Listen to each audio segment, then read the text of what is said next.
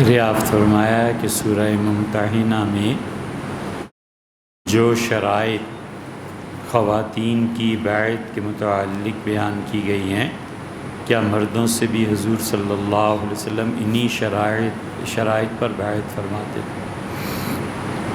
ایسے نہیں ہے۔ حضور صلی اللہ علیہ وسلم بیعت فرماتے تھے اور بیسیوں روایات آپ کو اس سلسلے میں حدیث کی صحیح ترین کتابوں میں ملیں گی۔ سورہ ممتحنہ جس کا حوالہ آپ نے دیا ہے، اس میں جو خواتین کے لیے شرائط ہیں وہ چند ایک ہیں۔ مثلاً یہ فرمایا کہ اللہ یشرکن باللہ شیئا، اللہ کے ساتھ وہ شرک نہیں کریں، اور اسی طرح اور چند ایک چیزیں۔ تو مردوں کی بیعت میں یہ باتیں آتی تھیں، لیکن رسول اللہ صلی اللہ علیہ وسلم مردوں کی بیعت کے الفاظ مختلف مواقع کی مناسبت سے تبدیل کرتے رہتے تھے۔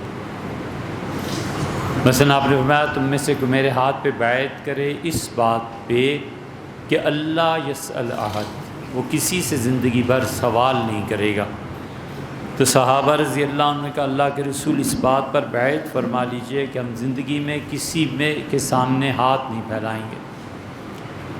تو پھر راوی کہتا ہے کہ میں نے دیکھا کہ اگر کوڑا، وہ گھوڑے پہ سوار ہوتے تھے اور چابک گر جاتی تھی تو کسی سے یہ بھی نہیں کہتے تھے کہ چابک اٹھا کے دے دو، اور یہ بھی آتا ہے کہ وہ کہتے تھے کہ مت اٹھاؤ، میں نے حضور صلی اللہ علیہ وسلم سے بیعت کی تھی کہ میں کبھی زندگی میں کسی کو کسی کام کا نہیں کہوں گا۔ وہ مراد یہ۔ اسی طرح رسول اللہ صلی اللہ علیہ وسلم نے بیعت فرمائی مردوں کو اور بالکل مختلف چیز پہ، اور آپ نے فرمایا بیعت کرو کہ تم اپنے امیر کی اطاعت کرو گے، ہر وہ چیز جو تمہارے نفس کو ناگوار گزرے، اور چاہے تمہیں کتنا ہی برا کیوں نہ لگے، تم اپنے امیر کی اطاعت سے نہیں نکلو گے۔ ایک دن حضور اقدس صلی اللہ علیہ وسلم تشریف لائے اور آپ نے کہا تم میں سے کوئی بیعت کرتا ہے میرے ہاتھ پہ ان چیزوں پر، اور پھر لوگوں نے بیعت کی آپ کی۔ تو اس لیے جو آپ نے فرمایا ہے کہ حضور صلی اللہ علیہ وسلم کی بیعت کے الفاظ وہ قرآن کریم میں کہیں نہیں آئے، وہ حدیث میں ہی آئے ہیں، اور آپ موقع بموقع خود انہیں تبدیل کرتے رہتے تھے۔ مثلاً جب ہجرت ہوئی ہے تو آخری جو وہ مکہ مکرمہ میں آپ کا رہنا تھا، جو حج ہوا تھا آپ کے سامنے آخری، یعنی ربیع الاول میں آپ نے ہجرت فرمائی ہے تو ذی الحج جو اس سے پہلے آیا تھا، تو یہ اہل مدینہ آئے ہوئے تھے، اور انہوں نے حضور صلی اللہ علیہ وسلم کو پہلے سے ہی پیشکش کر دی تھی کہ آپ ہمارے ہاں تشریف لے آئیں۔ تو اس رات کو حضور صلی اللہ علیہ وسلم جب تشریف لے گئے ہیں اہل مدینہ سے بیعت کرنے کے لیے، تو یہ بیعت عقبہ تھی، بیعت عقبہ ثانیہ یا بیعت عقبہ ثالثہ کہلاتی ہے۔ یہ بیعت عقبہ میں جو لوگ شریک تھے وہ کہتے تھے بدر کو ہم کیا جانیں، ہم تو بیعت عقبہ کے لوگ ہیں، یعنی بیعت عقبہ بہت بڑی چیز تھی، بدر والوں سے بھی یہ افضل بعض حضرات نے لکھا ہے، اس لیے کہ انہوں نے ہی رسول اللہ صلی اللہ علیہ وسلم کو دعوت دی تھی۔ تو یہ جو بیعت عقبہ ثانیہ یا ثالثہ تھی، اس میں اب آپ الفاظ دیکھیں تو بالکل ہی بدلے ہوئے ہیں۔ حضور صلی اللہ علیہ وسلم سے جب بیعت شروع ہونے لگی تھی تو عباس رضی اللہ عنہ کھڑے ہوئے اور انہوں نے کہا مدینے والوں، یثرب والوں، تم جانتے ہو کیا کرنے لگے ہو، کیا کرنے چلے ہو؟ انہوں نے کہا ہم جانتے ہیں کہ اس ہستی کی بیعت کے بعد عرب اور عجم دونوں ممالک ہمارے خلاف ہو جائیں گے اور لڑائیاں ہوں گی اور ہمیں سہنی ہیں اور ان کی مدد کرنی ہے۔ جب بیعت شروع ہوئی تو اب انہوں نے ہاتھ کھینچ لیا، حضور صلی اللہ علیہ وسلم کو تعجب ہوا، انہوں نے فرمایا کہ اب کیوں بیعت نہیں کرتے، ابھی تو بات ہو گئی ہے۔ انہوں نے کہا اللہ کے رسول ایسے نہ ہو کہ ہم بیعت کر لیں اور کل اللہ آپ کو فتح دے دے، آپ کا ملک بن جائے تو آپ ہمیں چھوڑ کے اور اپنے گھر مکہ تشریف لے جائیں۔ تو حضور صلی اللہ علیہ وسلم نے کھینچ لیا چند ہاتھوں کو، اور آپ نے فرمایا ایسے نہیں ہو سکتا، میری قبریں اور تمہاری قبریں ایک ہو گئیں، میرا مرنا اور جینا تمہارا ایک ہے، اب ہم زندگی میں ہمیشہ ساتھ رہیں گے۔ یہ بیعت عقبہ تھی، عبادہ ابن صامت رضی اللہ عنہ اس کے راوی ہیں۔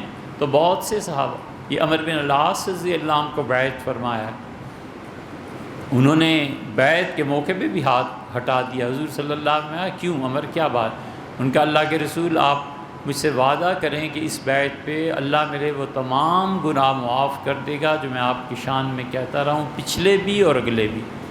تو حضور صلی اللہ علیہ وسلم، تمہیں پتہ نہیں ہے کہ عمر ہجرت سارے اگلے پچھلوں کو معاف کرا دیتی ہے، حج اگلوں پچھلوں کو معاف کرا دیتا ہے۔ اور انہوں نے بیعت کی حضور ایک صحابی رضی اللہ عنہ، ان کا اللہ کے رسول مجھے بیعت کیجئے کہ قیامت میں آپ میری شفاعت، حضور صلی اللہ علیہ وسلم بیعت۔ تو اس لیے عورتوں کے تو چند ایک الفاظ ہیں، وہاں بہت تفصیلی الفاظ بھی آتے ہیں۔ قرآن کریم میں یہ الفاظ کہیں نہیں آئے۔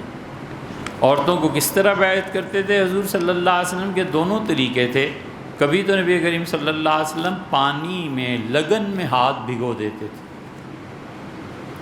بڑا ٹب، اس میں ہاتھ ڈال کے نکال لیتے تھے، فرماتے تھے کہ خواتین سے کہو کہ اس میں ہاتھ ڈال لیں، یہ میری بیعت ہے۔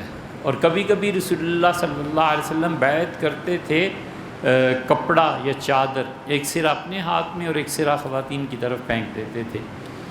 ایک عورت نے بیعت کی کوشش کی تھی کہ براہ راست حضور صلی اللہ علیہ وسلم کے ہاتھ پہ ہاتھ رکھ کے بیعت ہو، تو اس سے جب ہاتھ دکھایا تو ہاتھ ادھر کیا تو رسول اللہ صلی اللہ علیہ وسلم نے فرمایا یہ ید رجل او امرأ، عورت کا ہاتھ ہے کہ مرد کا ہاتھ؟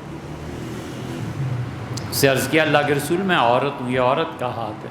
تو آپ نے فرمایا لو کنت امرأۃ، اگر تم عورت ہو تو پھر لغیرت بالحنا، تمہیں چاہیے تھا کہ مہندی لگاتی، یعنی اپنے ہاتھ کی ہیئت کو تبدیل کر لیتی۔ اسی لیے عورتوں کے لیے مہندی لگانا گھریلو زندگی میں بھی مستحب ہے کہ وہ بن سنور کے رہیں۔ اسی طرح عورتوں کا ہار پہننا، انگوٹھی پہننا، کوئی نہ کوئی زیور ان کے جسم پہ موجود ہو اور وہ نماز پڑھیں، یہ مستحب ہے، یہ زیادہ ثواب ہے۔ اس لیے کہ عورت اگر بغیر کوئی زیور پہنے نماز پڑھے گی تو کم ثواب ہے۔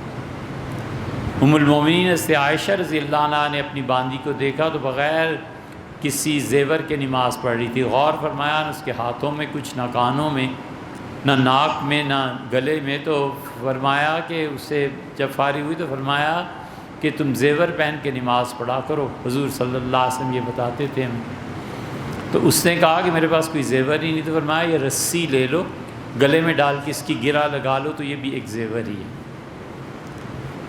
تو یا تو طنز کی بہت شدید، کہ مطلب یہ ہے کہ کیسی عورت ہو جس کے پاس کچھ پہننے کو بھی نہیں ہے، کیسے ہو سکتا ہے؟ اور یا یہ کہ واقعی فرما دیا کہ اچھا یہ وہ نہیں تو یہی کر لو۔ تو اس لیے اس عورت کو حضور صلی اللہ علیہ وسلم یہ فرمایا تھا کہ اگر تم عورت ہوتی تو اپنا ہاتھ تبدیل کر دے۔ ایک جگہ آتا ہے حضور صلی اللہ علیہ وسلم درندوں کے ہاتھ ہیں، یعنی ان خواتین کے جو ہاتھوں میں مہندی نہیں رچاتی، تو اس لیے وہ بالکل ہی ایک الگ چیز تھی۔ اسی طرح رسول اللہ صلی اللہ علیہ وسلم خواتین کو بیعت کرتے تھے۔ ایک عورت نے اصرار کیا تو آپ نے فرمایا میں عورتوں سے ہاتھ نہیں ملاتا، یا آپ نے فرمایا میری عمر بھر میرا ہاتھ کبھی کسی غیر محرم عورت کو نہیں لگا۔ ایک اور جگہ آتا ہے حضور صلی اللہ علیہ وسلم نے فرمایا انہیں کہو میں نے بیعت کر لیا۔ حضور صلی اللہ علیہ وسلم ایسے بھی بیعت فرما لیتے تھے، بس یہ کہہ دیتے تھے کہ انہیں کہو میں نے بیعت کر لیا۔ ایک آدمی تھا، اس سے وبائی مرض تھا، تو وہ لوگ حاضر ہوئے طائف سے، تو حضور صلی اللہ علیہ وسلم کھانے پہ تشریف فرما تھے، طائف سے جو صحابہ رضی اللہ عنہ وہ سب تھے۔ کسی نے کہا اللہ کے رسول و فلاں بھی آیا ہوا ہے اور بیعت کرنا چاہتا ہے، انہوں نے اسے کہا جا کے کہو میں نے بیعت کر لیا۔ خواتین کے معاملے میں بھی ایسے ہی ہوا تھا، زبانی طور پر الفاظ دہرا دیے اور آپ نے فرمایا بس تمہاری بیعت ہو گئی۔